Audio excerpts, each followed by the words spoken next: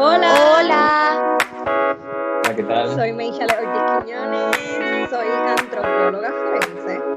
y yo soy Yarian Rodríguez Torres, bioarqueóloga, y estaremos cada viernes conversando de todo lo relacionado a la antropología física biológica, específicamente relacionado a la antropología forense y arqueología, para que puedas expandir tu conocimiento respecto a estas y otras disciplinas, entre otros temas de interés.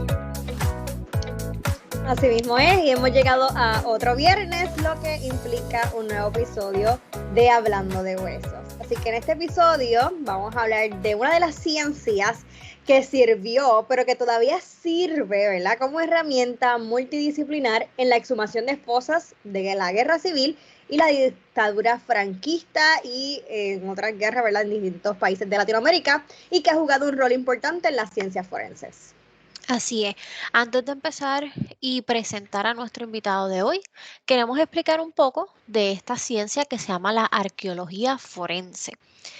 Ahora bien, nosotros habíamos discutido en nuestra primera temporada que la arqueología es una disciplina científica que estudia las sociedades y sus cambios a través de los restos materiales distribuidos en el espacio y contenidos en el tiempo. En esto, cuando hablamos de los métodos, tenemos los métodos de excavación de la arqueología clásica, y estos métodos se han utilizado en fosas comunes o fosas clandestinas con el objetivo de recuperar restos de personas víctimas de desaparición forzosa, según, sobre todo durante dictaduras civiles, dictaduras militares en América Latina del siglo pasado. Esto llevó a un nuevo enfoque de la arqueología en lo que se conoce como la arqueología forense, en donde obviamente no se va a estar excavando grandes edificios como la arqueología clásica, pero se excavan estructuras simples o tumbas sin ninguna estructura asociada utilizadas para depositar cuerpos. Por lo tanto, si hablamos de la arqueología forense, estamos hablando de la detección, la ubicación, la exploración, el registro y el levantamiento de los indicios en los lugares específicos de hechos conocidos como fosas o tumbas clandestinas, así como de restos humanos esqueletizados, esto pasa porque estamos live, y en avanzado estado de putrefacción expuesto en superficie. Así Pero es, pero para profundizar más sobre esta disciplina, hoy tenemos la oportunidad de entrevistar a Edgar Telón, quien es arqueólogo forense de la Fundación de Antropología Forense de Guatemala. Desde el 2007 obtuvo una licenciatura en Arqueología Maya de la Universidad de San Carlos de Guatemala y una maestría en la formulación y evaluación de proyectos de desarrollo social de la misma universidad. bienvenidos, ¿cómo está? Bienvenido a Hablando de Huesos. Muchas gracias, buenos días. Acá estamos pues para compartir un poco del trabajo que hemos adquirido durante todo este tiempo y pues vamos a estar conversando, ¿verdad? A ver qué dudas o qué interrogantes tienen ustedes al respecto de cómo se ha aplicado la arqueología forense acá en Guatemala y cómo se ha desarrollado durante todo este tiempo. Sí, pues primero queremos que nos hables un poquito de ti, denos un resumen de sus estudios, su formación, experiencias que haya tenido en campo, profesionales. Sí, bueno, pues yo creo que voy a empezar cómo fue que me decidí por estudiar arqueología. Eh, bueno, acá a nivel medio, el sistema educativo, pues hay, hay una etapa en la que le decimos acá el estudio diversificado. Entonces, en esa etapa del ciclo escolar, eh, yo estudié una carrera que se llama Bachillerato en Turismo y Hotelería. Y de parte de esa carrera, fuimos a conocer varios sitios arqueológicos en Guatemala. Fue lo que me llevó a interesarme en estudiar la arqueología. Y fue por eso que estudié arqueología. En este caso, en Guatemala, por ser un lugar en donde habitado la cultura maya, entonces es básicamente arqueología maya la que se estudia en este sentido. Qué Ya, interesante. sí, ya dentro de la carrera hay seminarios o cursos optativos en donde uno puede ver la diversidad de disciplinas o especialidades que tiene la arqueología, dependiendo el contexto de cada país. En el caso de Guatemala, pues ahí fue la primera, dentro de la investigación teórica que realizamos, fue la primera vez que escuché arqueología forense, porque revisé una tesis de un arqueólogo guatemalteco que ha trabajado en ese tiempo, era el equipo de antropología forense de Guatemala, todavía no era Fundación de Antropología Forense. Fue la primera vez que vi la aplicación de la arqueología en este tipo de investigaciones. Pero al final, pues terminé la carrera y mi enfoque seguía siendo trabajar arqueología maya, o en este caso arqueología colonial, que es de la época de la conquista española y todo ese periodo colonial que es común en Latinoamérica. Pero ya en el último semestre de la licenciatura en arqueología, pues vi una oportunidad de trabajar en la fundación, apliqué en una convocatoria y eso fue en el 2006. Ya en el 2007 me llamaron para presentarme a una entrevista para ver si me interesaba la plaza, ¿verdad? Porque yo apliqué en el 2006 para la especialidad de antropología forense, porque todavía estaba estudiando, entonces no podía viajar mucho por el tema. Pero ya en el 2007 me llamaron a la entrevista y me dieron la información, y en esa oportunidad la plaza que estaba disponible era para arqueología forense, entonces pues coincidió muy bien con terminar mi formación académica. Pues, aproveché y Qué me decidí. interesante. Ajá. Y desde ese año hasta la fecha es realizado, ¿verdad? Por eso es de 2007 hasta mi único trabajo que he tenido ha sido enfocado en arqueología forense. Entonces ya no trabajé arqueología maya, sino que ha sido pura arqueología forense. Y toda la formación ha sido en ese sentido, ¿verdad? En utilización de tecnología para prospección geofísica, fotogrametría, de drones, todo este tipo de sensores LIDAR, pero aplicado siempre al contexto forense. Entonces todo ha ido en torno a esa especialidad, ¿verdad? Y aparte de eso, me he participado en, más que todo, como escuchan, oyente en algunos seminarios que han habido en cuanto a todo el tema forense en Colombia, en México, para aprender un poco más también del contexto de cada país y pues también aportar un poco o aplicarlo al contexto de Guatemala. Qué interesante. A mí debo admitir que las personas que le encantan esto siempre vienen de lugares diferentes porque he conocido personas que vienen desde, como usted, viene desde el turismo a la arqueología y entonces hay personas que vienen desde ciencias y le interesa la arqueología y de repente son arqueólogos y su background o su historial es en ciencia o cosas así que a mí siempre me interesa eso. Y Sí, entonces, ¿cómo nosotros dimos una definición técnica de lo que es la antropología forense? Disculpe, la arqueología forense. ¿Cómo usted lo definiría en sus propias palabras? sí. Bueno, yo creo que así de forma general sería la aplicación de los métodos y técnicas de la arqueología tradicional en la búsqueda de personas tanto desaparecidas como fallecidas en el marco legal del contexto de cada país. Eso sería a grandes rasgos la aplicación de la arqueología forense. Aplicar todo lo que la arqueología ha desarrollado en cuanto al registro e investigación a la recuperación de los restos humanos, con el objetivo final de la identificación. Y cuando hablamos de arqueología forense, estamos hablando de todos los métodos que se utiliza en la arqueología, en la bioarqueología, para entonces hablar en un contexto médico legal, ¿correcto? Que no es como, digamos, que necesitamos un set de herramientas completamente diferentes, sino que son los mismos, pero enfocado en esa área médico-legal. Sí, sí, en este caso, pues justamente va a depender la temporalidad de los hechos que se investigan. Ujú, Por ejemplo, en Guatemala es básicamente el antropólogo forense el que hace la parte de análisis forense de los cuerpos, ¿verdad? Porque ya son restos esqueletizados.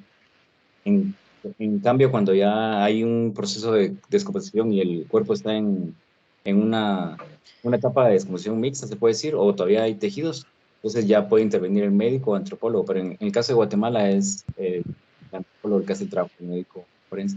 Pero sí, en esencia es el trabajo va circunscrito a una investigación legal, a diferencia de una investigación académica, ¿verdad? Que es otro objetivo, pero sí, los métodos y técnicas y la herramienta y el enfoque, pues es básicamente lo mismo, ya que, por ejemplo, en todos los contextos de investigación de la arqueología, pues uno puede encontrar enterramientos.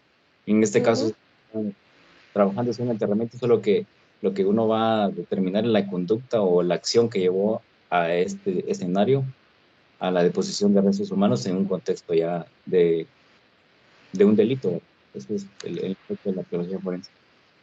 Yo tengo una pregunta. Cuando, ¿verdad? Vas a una fosa clandestina, ¿verdad? O una tumba clandestina, y el arqueólogo pues le toca excavar o poner en práctica esas técnicas de excavación de la arqueología clásica para poder desenterrar esos restos de esa fosa. Luego pasa al laboratorio con el antropólogo forense, no es ese mismo arqueólogo quien puede ser antropólogo para realizar su análisis. Sí, yo creo que eso va a depender también del sistema de investigación, como lo trabaje, ya sea una institución del gobierno o privada, ¿verdad? Porque va a depender de la especialidad o de las áreas que tenga y de la forma como esté organizado el trabajo. Porque sí me he dado cuenta de esa etapa. En el caso de Guatemala, en un inicio era un equipo, siempre ha sido es un equipo multidisciplinario, solo que en un inicio era, por ejemplo, hacer el trabajo de campo, Ujú. arqueólogos, antropólogos, antropólogos físicos, antropólogos sociales y antropólogos forenses. Hacían todo el trabajo en campo, luego recuperaban los restos humanos, se trasladaban al laboratorio de la fundación y se hacía todo el trabajo de análisis, ¿verdad? Todo el equipo de trabajo de campo era el mismo que aplicaba, hacía el trabajo de gabinete. Pero en algún momento de la situación del país de Guatemala, se dio la necesidad de tener una división. Entonces, había demasiado trabajo de campo. Entonces, fue cuando se hizo la división por fases. Entonces, y de esta forma ha quedado a la actualidad. Entonces, ahora nosotros como arqueólogos forenses vamos al campo haciendo la búsqueda, la recuperación y ya lo trasladamos al laboratorio. Ya en el laboratorio de la fundación hay un equipo especialmente solo dedicado al análisis. Ah, De esta forma se trabaja. Ahora hay un equipo encargado de entrevistar a los familiares. eh, Estamos los arqueólogos que hacemos el trabajo de campo, están los antropólogos forenses que analizan los restos y los genetistas forenses que procesan todas las muestras. Pero es por el esquema Ujú. como se tiene en Guatemala. En otros países, en otras instituciones, sí, el mismo especialista puede hacer el trabajo de campo y también Ujú. el trabajo. Entonces va a depender de esa situación, ¿verdad? De la cantidad de personal que tengan disponible para hacer el trabajo y también del tiempo y los recursos. Y ustedes como arqueólogos, cuando hay un caso, ¿verdad? Que, por ejemplo, en Guatemala, en el caso de ustedes que tienen arqueólogos y antropólogos, si le toca un caso que tengan que ir al tribunal, pero ustedes como arqueólogos tuvieron participación en el caso, quizás no en el análisis, pero sí, ¿verdad? Recuperando esos restos. ¿Ustedes podrían ir a un tribunal a testificar? Sí, en el caso de nosotros acá en Guatemala, para cada investigación que va a realizar la fundación, siempre firmamos un nombramiento o un discernimiento de cargo con la fiscalía o con el organismo judicial, depende de la institución que esté cubriendo el área. Entonces, en esa autorización legal se nos pide qué es lo que tenemos que investigar y también es en ese mismo documento, pues ya uno acepta el cargo y está anuente a que en algún momento puede haber alguna citación justamente para defender el dictamen pericial de la etapa en la cual uno intervino en ese peritaje. Claro. Pero en este, por ejemplo, yo como arqueólogo forense, yo voy a rendir dictamen únicamente de la parte de recuperación, de la parte de arqueología. Cada especialista en su ramo. En su área de expertise. Área, sí. Esto está brutal, me encanta. Yo quiero seguir haciendo muchas preguntas, pero sí, para las personas que nos están escuchando, que no necesariamente saben qué es la Fundación de Antropología Forense de Guatemala, ¿nos puede explicar un poquito de eso, su misión, qué es lo que realiza, cuáles son las funciones que ejercen? Sí, pues como les comentaba ahora, en un inicio el nombre de la institución era Equipo de Antropología Forense de Guatemala y empezó a funcionar alrededor de 1992 como necesidad a responder, ¿verdad?, a muchas interrogantes y también con la necesidad de buscar los restos de tantas personas que desaparecieron en el marco del conflicto armado interno en Guatemala. De parte del gobierno no había ninguna una respuesta ante la demanda de las personas víctimas que tenían familiares desaparecidos o no sabían de su paradero. Entonces fue la decisión de un equipo de antropólogos y arqueólogos de formar un grupo de trabajo y empezar a trabajar en este campo. Conforme fue viendo el resultado positivo de las investigaciones, fue creciendo el equipo y ya más adelante cambió el nombre de Fundación de Antropología Forense. Pero en sí, el objetivo de la institución es hacer el trabajo de búsqueda, recuperación, enfocados en la identificación de personas. Como es una institución no gubernamental, el tema es básicamente un trabajo técnico y tratando de hacer todo el trabajo de hacer las prácticas están marcadas en protocolos internacionales y también los protocolos internos de la institución y del marco legal del país. Y el enfoque básicamente es el tema de dignificación en el campo de los derechos humanos, pero nos quedamos en la parte de trabajo técnico, porque no, en el aspecto legal ya son otras instituciones las que van encaminadas a otro tipo de resarcimiento, pero el trabajo de la fundación es básicamente trabajo humanitario y en eso también tiene que involucrar el aspecto científico, porque el tema de identificación es un reto por ser de hace más de 40 años. Entonces, ahora pues funcionamos básicamente 4 especialidades, ¿verdad? Investigación, que es el tema de recuperar información testimonial, tomar muestras referenciales a los familiares que tienen personas desaparecidas o fallecidas. Está el equipo de arqueología, que es el que se encarga de la búsqueda y recuperación de los restos humanos. Y determinar el biológico de la persona y de tomar las muestras esqueléticas. Y el equipo de genética forense es el encargado de procesar las muestras referenciales de familiares y de las muestras esqueléticas para comparar toda la información que se tiene de las 4 áreas y poder determinar si es factible o no la identificación. Porque, como les comento, ¿verdad?, es un tema sensible y tenemos que estar seguros de identificar a una persona y devolverla a la familia con toda la certeza de que es esa persona y no se está haciendo un trabajo con algún error, ¿verdad? Y en Guatemala fue muy común que las personas buscaran refugio en las montañas y utilizaran un área de esas áreas montañosas como cementerio para enterrar a sus familiares. Entonces, fueron muchos grupos que enterraron a personas ahí que fallecieron en condiciones de desplazamiento. Entonces, hay entierros de muchas épocas, hay personas de una misma edad. Entonces, cuando trabajamos este tipo de sitios, es un tema más delicado para poder estar seguros de una identificación y devolverla a los familiares. Ustedes como fundación, y quiero detenerme con esto porque esto es bien interesante, bueno, son pocos países los que tienen fundaciones. Puerto Rico no tiene, ¿verdad? Obviamente porque no hubo aquí una guerra civil ni nada, pero sabemos que España, ¿verdad? Durante el franquismo también tiene sus fundaciones y donde hay muchos antropólogos y arqueólogos forenses trabajando. Pero ustedes como fundaciones, al ser fundación, ¿verdad? Ese nombre, ustedes trabajan con donaciones, ¿no?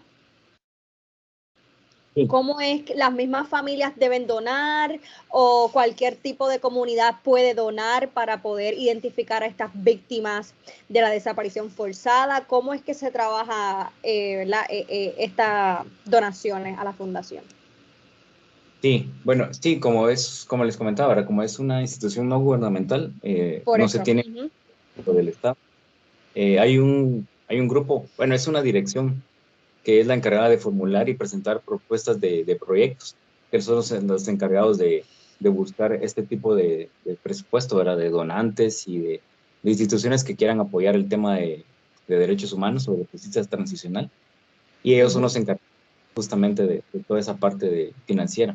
Pero a las personas que fueron afectadas directamente, no, ellos no tienen que pagar Ok. ya por ese servicio, eso es ajeno a ellos.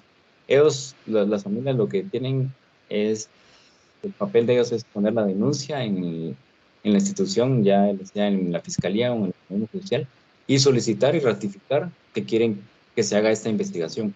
Pero ellos no tienen que pagar nada por esta investigación que hacemos. Todo va manejado por los fondos que se consiguen con este tipo de proyectos que se gestionan con esta dirección de proyectos. Okay. Qué Para las bueno. personas que no sepan, ¿verdad? Yo sigo esta fundación hace mucho y me encanta porque Dr. Clyde Snow, él, ¿verdad? Él fue reconocido antropólogo forense estadounidense, murió en el 2014. Fue uno de los padres de la antropología forense y él es quien reúne a un equipo de profesionales forenses para investigar los casos del conflicto armado interno, estableciendo el equipo de antropología forense de Guatemala. Él lo estableció en 1992 cuando llevó sus estudiantes, ¿verdad?, a Guatemala. Y el doctor Edwin Crespo, que fue el primer antropólogo forense en Puerto Rico del Caribe, ayudó también ¿verdad?, a identificar a estas víctimas en Guatemala. Así que yo le tengo un cariño a esta fundación porque el doctor Clyde Snow nunca lo conocí, pero le tenía una admiración tan grande por ser estadounidense e ir a trabajar, a elaborar en el caso, ¿verdad?, de estos conflictos armados de la identificación de víctimas. Y nuestro antropólogo forense en Puerto Rico hizo mucho trabajo en Guatemala para poder identificarlo y obviamente sigo esta fundación y es admirable y obviamente el trabajo humanitario que realizan. Y yéndome por esa línea, tenía una pregunta porque a lo mejor las personas piensan, ay, pues la arqueología forense es excavar, exhumar, o la antropología forense solamente es identificar. Pero hablando del trabajo humanitario, que yo siempre digo que es bien importante recalcarlo, y en todas mis clases a veces lo menciono, eh, ¿cuán importante es la arqueología forense en las violaciones de derechos humanos, genocidios, crímenes de la humanidad? O sea, ¿cuán esencial o cuál es el rol tan importante que marca esta disciplina en este tipo de escenario? ¿Por qué es importante tenerla y hacer este tipo de trabajo? ¿Por qué no simplemente, pues, fallecieron muchas víctimas durante la guerra? ¿Por qué es necesario? Porque hay gente que quiero que escuchen y sepan la importancia. Hay familias que todavía al sol de hoy siguen sufriendo y pidiendo justicia. Y yo pienso que justamente la justificación de por qué la arqueología forense puede aportar en este tipo de investigaciones es el trabajo minucioso que se hace y es la adecuada recuperación. Porque eso más que todo es cuando se trata de restos humanos esqueletizados. Uh-huh. Uh-huh. Porque cuando está en otro proceso de exposición, pues hay aportes de otros especialistas como los criminalistas y los criminólogos pero básicamente cuando se trata de restos óseos, ya totalmente es el papel del arqueólogo fundamental para hacer una recuperación, principalmente cuando son entierros colectivos, ¿verdad? Si es el entierro de una sola persona, pues no hay problema en confundir huesos, pero cuando son entierros muchas personas que ya están sobrepuestos, porque esos cuerpos generalmente fueron lanzados a las cosas, quedaron en unas posiciones complicadas y ya por el mismo proceso de descomposición hay huesos que a veces se van desplazando, pero el trabajo en sí es la adecuada recuperación. Entonces el trabajo del arqueólogo es muy detallado en ese sentido. En el momento de encontrar evidencias de que hay un entierro, el trabajo es muy minucioso y ya el trabajo de limpieza también es muy importante para poder tener claro el contexto de cómo fueron depositados esos restos y también la adecuada recuperación para su posterior análisis y poder devolverlos de la forma más completa que pueda ser desde el campo. Y además de eso, pues también el registro de toda la información que puede servir para interpretar cómo fueron a parar esos cuerpos ahí, eh, analizar la información en cuanto a la orientación de los cuerpos, la posición y todos los elementos que puedan estar dentro del contexto, que pueden haber diferentes materiales, ¿verdad? Pueden haber incluso, pues, vestigios de proyectiles, pueden haber monedas, pueden haber una diversidad de materiales que también es parte del arqueólogo, pues, hacer la recuperación y análisis contextual para poder determinar. Y toda esta información es a la arqueología para poder interpretar el contexto del enterramiento. Entonces, es básicamente eso, ¿verdad? El aporte de la arqueología es el registro importante que se hace, la adecuada recuperación para poder tener el cuerpo más completo posible, para que ya el antropólogo tenga toda la información recuperada de forma adecuada en el contexto original en donde fueron depositados los cuerpos de Ok. Y Y que, dale. Es que tenemos, es que nos gusta el tema. exacto, Nos gusta el tema. Vamos, Janine. sí. Ok, Ah, so, yo lo que iba a preguntar era que aquellas personas, obviamente esto es un campo relativamente nuevo, así que si uno quisiera llegar a ser arqueólogo forense, ¿cuál sería ese proceso o qué formación educativa usted nos daría para como un proceso a seguir, dado a que no tenemos como ese estudio de arqueología forense, como lo tenemos con, por ejemplo, la arqueología Antropología. clásica o la arqueología del colonialismo, que ya de por sí, pues, como ya hay más tiempo donde se han trabajado estos casos, pues se sabe cómo estudiarlo, pero para la arqueología, para el arqueólogo forense, ¿cómo uno llega a hacer eso? bueno, ese es un tema que ha sido pues, un reto en cada país, ¿verdad? Porque eh, Ujú. en Guatemala, como tal, la formación en arqueología forense no está, eh, en el aspecto académico todavía no está bien desarrollada, porque el tema es licenciatura en arqueología, que es de forma muy general. En el caso de Guatemala, pues han habido varias instituciones que son las que han aplicado este enfoque de la arqueología y es básicamente en el trabajo que uno va adquiriendo ya en cada institución. En ese sentido, pues ha ido aprendiendo uno del campo de la arqueología forense. Pero sí hay en otros países, creo que sí hay ya instituciones que ya están formando arqueólogos en el aspecto académico, ¿verdad? Pero es fundamental que todo conocimiento pues se va a fortalecer más en el trabajo de campo, porque va a ir enriqueciendo toda la experiencia que uno va a adquirir en trabajar en diferentes tipos de lugares, porque en Guatemala tenemos diferentes sitios que hemos aprendido mucho, por ejemplo, en trabajar en antiguas instalaciones militares, es un enfoque que tiene algunas particularidades. Trabajar en estos cementerios de personas desplazadas es otro aspecto que nos ha también ayudado a aprender mucho más. y también trabajar otro tipo de casos, ¿verdad? Por ejemplo, cuando, que acá le denominan masacres, que son otro tipo de escenarios en los que también hay ciertas características que van marcando cada tipo de enterramiento, entonces vamos aprendiendo de cada contexto de investigación.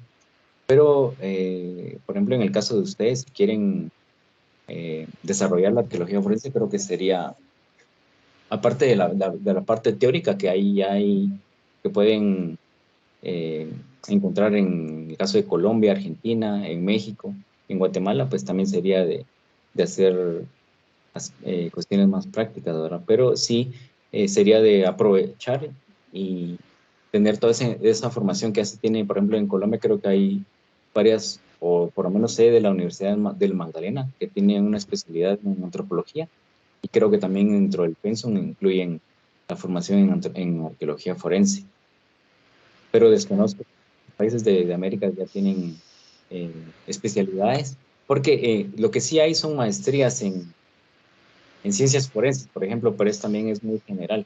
En Guatemala hay una maestría en ciencias forenses que también abarca todas las especialidades, pero como tal de arqueología forense creo que no hay todavía una carrera así bien definida. Entonces creo que el reto sería crear en ese sentido pues las especialidades en las universidades para que ya se tenga esa opción de estudiarlo en la universidad y ya desarrollarlo en la práctica, ¿verdad? Que sería el complemento. Claro. Y como arqueólogo forense, ¿verdad? En este caso, en su experiencia, si eres arqueólogo forense, puedes laborar en ambos escenarios, en cualquiera de los dos que te puedan llamar, tanto en contexto arqueológico como médico-legal. O sea, por ejemplo, encontraron materiales arqueológicos y pues te pueden llamar para trabajar ese escenario o no necesariamente. Sí, por ejemplo, acá nos pasa, yo pues, es mi experiencia más en Guatemala, ¿verdad? Por eso siempre les comento. En Guatemala tenemos mucha ocupación prehispánica y colonial, y en mi caso, pues trabajando en investigaciones forenses, hemos encontrado, buscando entierros de la época del conflicto, hemos encontrado entierros prehispánicos. En este caso, pues en Guatemala está la institución que protege todo el patrimonio cultural y natural, es el Ministerio de Cultura y Deportes, por medio de una dirección de patrimonio. Entonces, tenemos comunicación con ellos para informarles del hallazgo, ¿verdad? Y, y consideramos que es necesario hacer el trabajo de recuperación, tenemos que pedir la autorización de esta entidad, que es del gobierno. Si ellos nos autorizan hacer el trabajo, pues estamos obligados, ya tendremos que responder en esta parte del dictamen a esa institución, ya no a la fiscalía o el organismo que autorizó la investigación forense. Pero sí tenemos que tener esa autorización para poder hacer la recuperación. En los casos en los que nos autorizan, pues hacemos todo el trabajo ya de la arqueología tradicional. En los casos en que ellos consideran que mejor van a enviar a un arqueólogo a hacer el trabajo de investigación, entonces lo que hacemos es dejar el lugar o lo dejamos tapado y con seguridad mientras llegan los arqueólogos a hacer el trabajo de recuperación. Pero sí podemos hacer esa otra parte.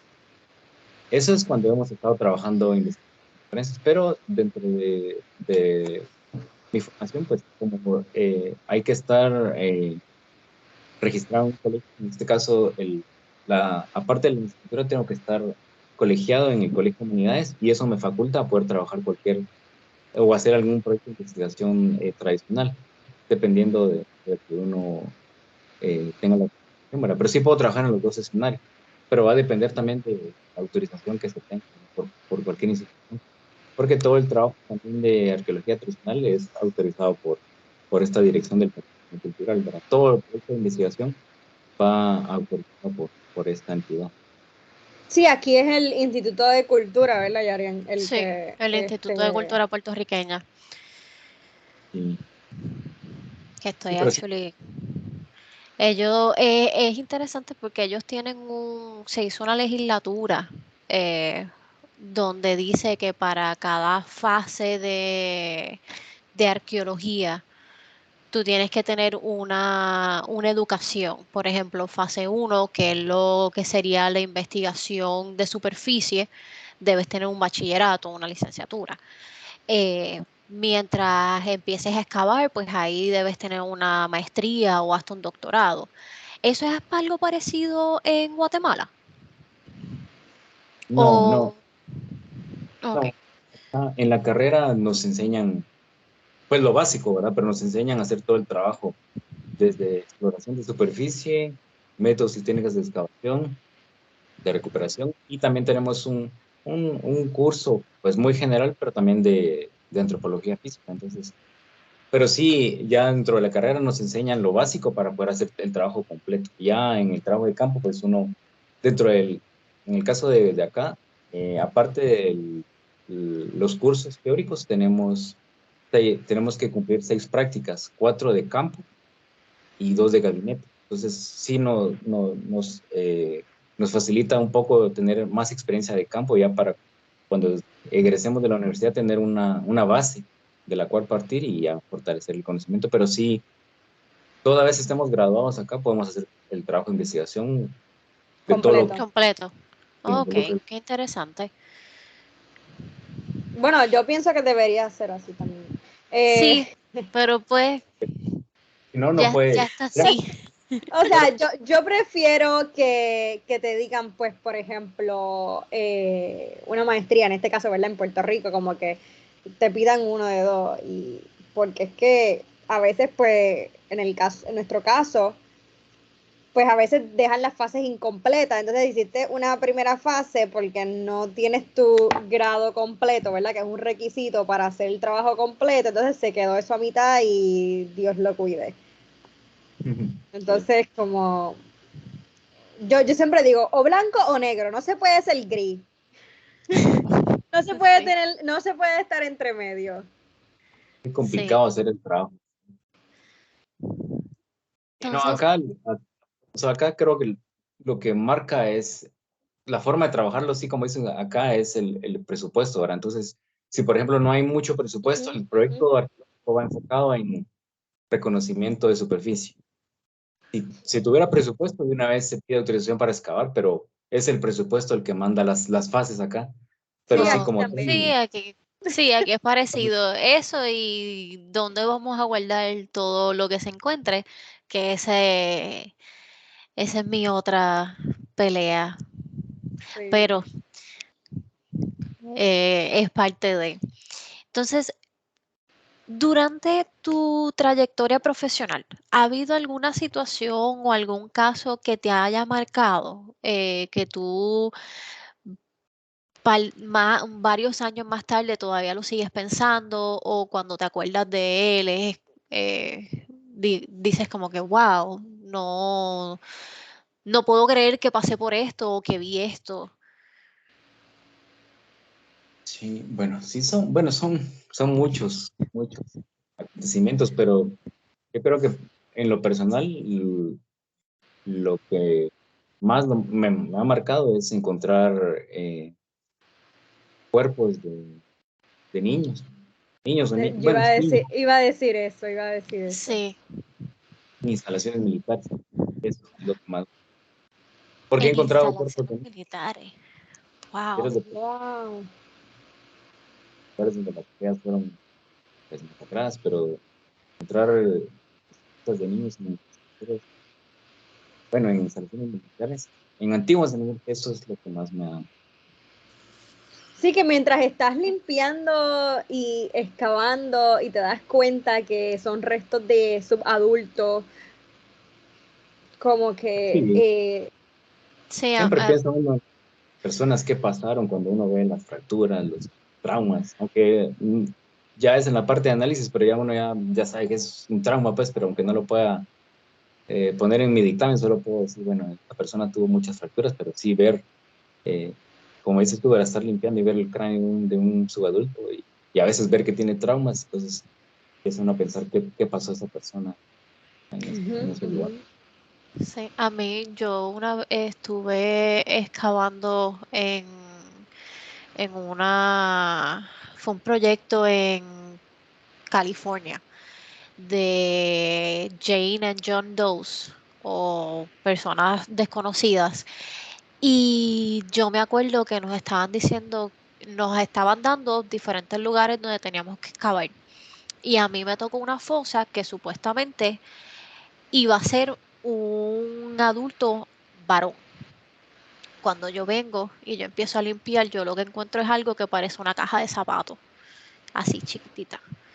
Y yo digo, no, no puede ser. Yo me fui en negación por como 2 minutos diciendo, no, esto es una caja de zapatos, aquí yo no voy a encontrar un cuerpo. Y cuando chequeo, era un bebé. Cuando hacemos la investigación nuevamente, era tenía como 2 o 3 años y no tenía nombre, no se sabía quién era. Y yo me acuerdo que ese día yo volví a donde nos estábamos quedando, llamo a mi pareja y yo le digo, no puedo creer que hay niños que no se saben quiénes son. Y eso pues, eso sí fue algo que a mí me marcó y al son de hoy todavía que son bebés, son niños. Pero ajá, me fue en una tangente, me disculpan. No, no, y yo creo que muchos ¿verdad? Muchos en esta disciplina, yo creo que si les pregunto, o les hemos preguntado anteriormente en otros episodios y siempre dicen mayormente, ¿verdad? Niños. Y quería comentar que así como la Fundación de Guatemala hace trabajo humanitario, me imagino que ustedes conocen del Centro Colibrí de Derechos Humanos, que ellos se encargan, ¿verdad?, de la identificación, recuperación en fronteras de Estados Unidos y México, ¿verdad?, Arizona. Y yo tuve la oportunidad de trabajar con ellos y, o sea, los casos de niños que se ven en las fronteras bueno, hay ropa, cajas de pizza, a veces con Maggi Marker, como que, ¿verdad? Se las comen y entonces dejan mensajes en las cajas de pizza, como que, como pues, refiriéndose a que estuvieron en ese momento ahí y siguieron su rumbo a tratar de cruzar la frontera por el desierto. Y, o sea, uno se puede, ¿cómo te digo? Uno va preparado a recuperar restos de adultos, pero no estás preparado a encontrar o cómo vas a encontrar, ¿verdad? Como usted dice, quizás trauma, este tipo de cosas, estos niños que, pues, obviamente son niños, los padres los pueden llevar con ellos para buscar una mejor calidad de vida, en el tanto en guerras civiles, pues, lo que han hecho con estos niños es horrible, pero no es tan solo es recuperar, es la vida que llevaban y el ser, ¿verdad?, empáticos y humanitarios a la vez. Exacto. Sí, también es otro campo.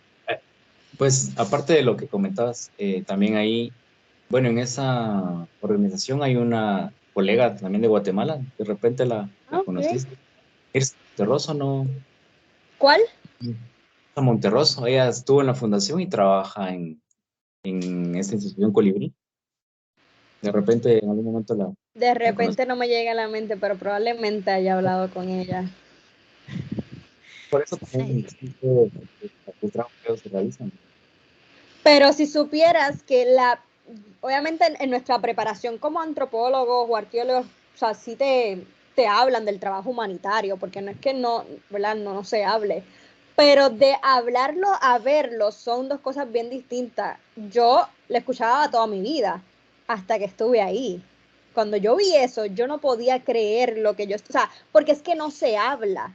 En los países no se habla de la importancia de hacer este tipo de trabajo humanitario, porque la mayoría de estos centros, como la Fundación de Guatemala, el Centro Colibrí, hay otros en otros países de Latinoamérica y el de España, trabajan pues con donaciones, pero es porque no le están dando la importancia ni hablan de eso. Cuando yo estuve ahí, yo dije, wow, ¿por qué esto no lo hablan? ¿Por qué esto no lo dicen? O sea, todas las personas que pudieran estar ayudando. y quizás como que desconocen de este tipo de organizaciones así. Obviamente el de Guatemala yo lo conocí porque tiene, o sea, un potencial y tiene muy buenos expertos. O sea, ustedes están brutales. Yo a través de las redes sociales los sigo, pero qué bueno sería que todo el mundo supiera, ¿verdad? En todos los países, que a lo mejor, por ejemplo, en Puerto Rico, como le mencioné, no tenemos fundaciones de este tipo porque quizás no tenemos guerras civiles, pero qué bonito sería que conociéramos de estos centros en otros países y ayudáramos a esos otros países. Sí. Yo, por lo menos, una idea personal, yo entiendo que como arqueólogo, como antropólogo, esa parte humanitaria siempre se debería hacer por lo menos aunque sea personalmente, pero esa ayuda humanitaria, valga la redundancia, nos hace tan humanos que es necesaria. Pues, pues, con personas, incluso en la arqueología maya, pues ahí es un poco distinto porque generalmente ya son investigaciones en donde uno no interactúa con personas, más que todo afectadas, pero en el campo de forense, sí, acá en Guatemala sí trabajamos mucho en las comunidades y las personas llegan al lugar de investigación y están ahí presentes, pendientes de todo el trabajo, cómo se va avanzando y todo. Esa parte también de empatía, de ver el sufrimiento que tienen todavía los recuerdos y eso también a uno lo hace sentir todavía incluso, pues, Yo muy quería triste. preguntar, la identificación tanto para conflictos armados como para contextos forenses allá en Guatemala, ¿ustedes también lo hacen por ADN? La identificación. Sí. ¿Cómo ustedes, Sí, verdad, hacen ese tipo de identificación? sí, pues básicamente en casos donde son, como les comentaba, ¿no? Por ejemplo, en instalaciones militares donde hay personas, que pueden haber personas de diferentes regiones del país, o en cementerios de personas desplazadas, la identificación es básicamente por genética, por ADN, porque Okay. tenemos seguros de la persona, ¿verdad? Pero hay casos muy particulares en los que se tiene mucha información testimonial y coincide la parte de la información testimonial con la parte del perfil biológico que determinan los antropólogos. Eh, Hay casos que decimos cerrados, que es toda la información encaja muy bien, eh, y aún no teniendo, porque en algunos casos, como les comentaba, son entierros de más de 40 años, no en todos los casos se han obtenido perfil genético de las herramientas. Entonces, en ese tipo de, cuando toda la información, no se tiene perfil genético de las herramientas, pero sí la información testimonial de la edad, del lugar donde fueron enterrados, de cómo fueron enterrados, coincide con lo que recupera el arqueólogo, cómo lo encuentra y lo que determina el antropólogo. En ese caso sí se hace la identificación osteológica, pero en los demás casos sí es por genética. Okay. Ok, no usan identificación dental, solamente, ¿verdad? En casos, es bien interesante porque aquí en Puerto Rico, ¿verdad? El antropólogo forense puede hacer el análisis osteológico, ¿verdad? Del perfil biológico y todo, pero aún así, eh, pues, ¿verdad? Primero pasa por ese análisis y luego van a la identificación ya sea radiografía, odontológica o ADN. Como que no se quedan simplemente con el perfil biológico del antropólogo como identificación. El registro dental es muy difícil porque muchas personas no tenían acceso incluso a Uh-huh, dentistas, uh-huh. registros tampoco, entonces no se puede comparar. Tal vez en Okay. casos recientes podría hacerse, En pero contexto forense, en un contexto forense quizás. es, no. Solo que Okay. en casos más recientes y que la víctima tuviera algún registro dental, sí se podría. Okay. Qué interesante. Realmente ah, a mí me encanta hacer estos episodios porque primero aprendo un montón y segundo puedo ver la diferencia entre los ¿Cómo se diferentes trabaja? países, Sí, sí, sí, sí. que eso Realmente estoy bien agradecida que hayas aceptado esta invitación a este espacio donde tenemos tanto hispanoparlantes que escuchan nuestro podcast y alguien en China, porque todavía estoy sorprendida que tengamos a alguien en China que nos escucha, pero la persona que nos escucha de China, hola, muchas gracias por escucharnos. Eh, y sobre todo educarnos sobre esta disciplina. Realmente mil gracias.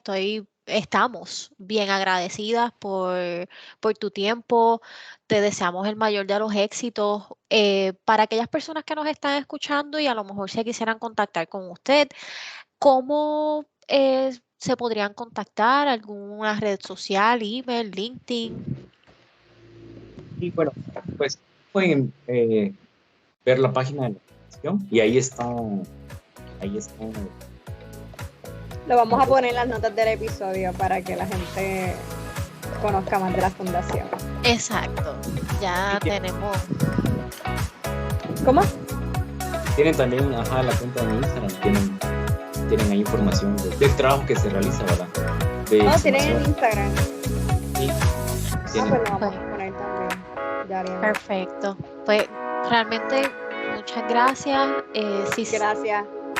Si te identificas con Hablando de Huesos, recuerda poner el recordatorio todos los viernes. Y no te puedes perder el próximo episodio que vamos a tener nuestro invitada o invitado sorpresa. ¿Quién será? Pues.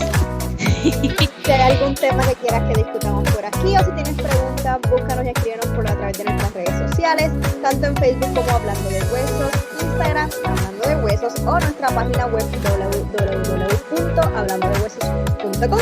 Y como ya mencionamos, en las notas del episodio te vamos a dejar los enlaces de contacto. Y si encuentras valor en este contenido, comparte este episodio en tus redes, en tus chats, con tu familia, con tus exes, con todo el mundo.